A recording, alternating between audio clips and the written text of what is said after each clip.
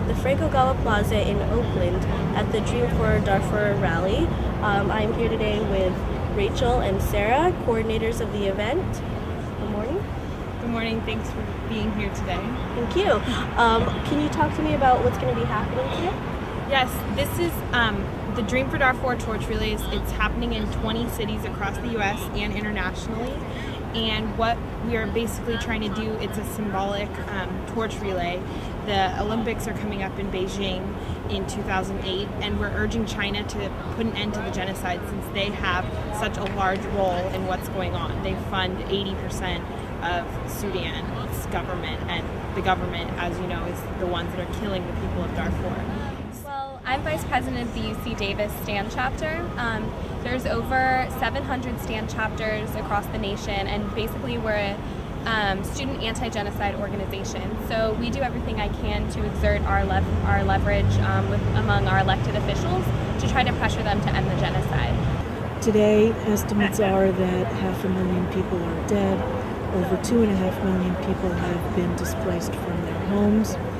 Over 4 million people in Darfur are entirely dependent on humanitarian aid, and the conflict has spread into the neighboring countries of Chad, the Central African Republic, and the Congo. Can you tell me about China's role in the conflict? China is Sudan's largest trading partner, and Sudan has stated that about 70% of its oil revenues go to its military. And as I said, Sudan is not at war with any other country. Its military expenditures go to fund these wars against its own people.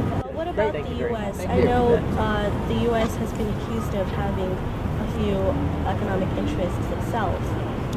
Well, right now there is not much of economical interest of U.S., but there are other dealings with the government of Sudan by U.S. government. It looks like the war on terror and other issues is really distracting the government of U.S.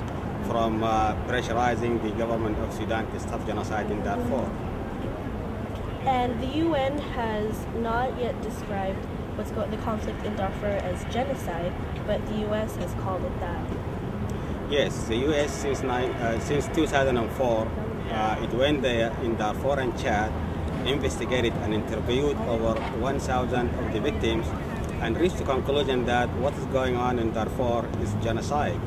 The UN, it has, of course, many members, and they don't want to call it genocide because that will mean they have to really live up to their commitment. That means they have to do something to stop the genocide. So it is like some of these countries in the United Nations reneging on their responsibility and leaving the people of Darfur just to be victimized by the government of Sudan and committing further genocide against them.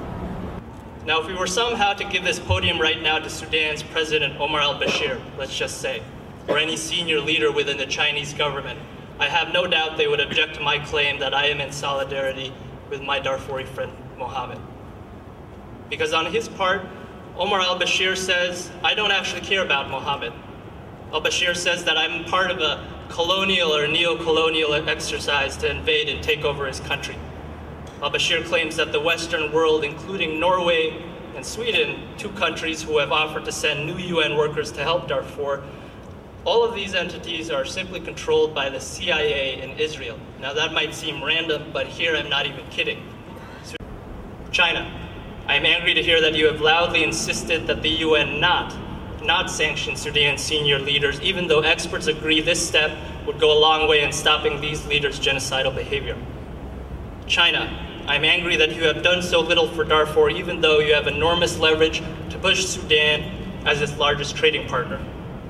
China, I am angry that you chose one world, one dream to be the slogan for the 2008 Olympics, because that is simple hypocrisy, since for Darfur you have helped bring about a second separate world of rape and murder and absolute terror. The House of Representatives passed a number of very important bills. You heard almost unanimously. We passed one bill calling for the League of Arab States to take responsibility to put pressure on Khartoum and President Bashir to end the genocide. And my bill that requires our own government to divest, to ban U.S. federal government contracts for multinational corporations doing business with a genocidal regime. You know this and I know this. The United States has many trade preferences with our ally, China. And Mr. Bush, use your leverage with China to tell them that they must work with us to do the right thing. We must deplore, we must actively seek to address the militarization that is happening all over Africa.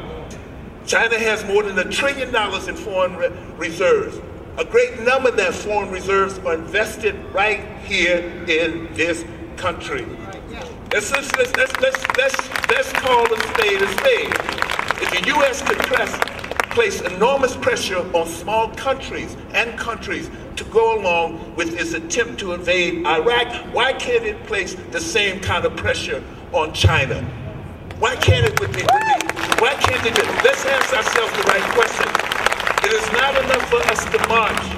It is not enough for us to pass the torch. It is imperative, important that we understand all underneath and all aspects of what this conflict is. As we lie down in silence, I ask for you to think of the people of Darfur at this moment, in your prayers, in your thoughts, in everything about you.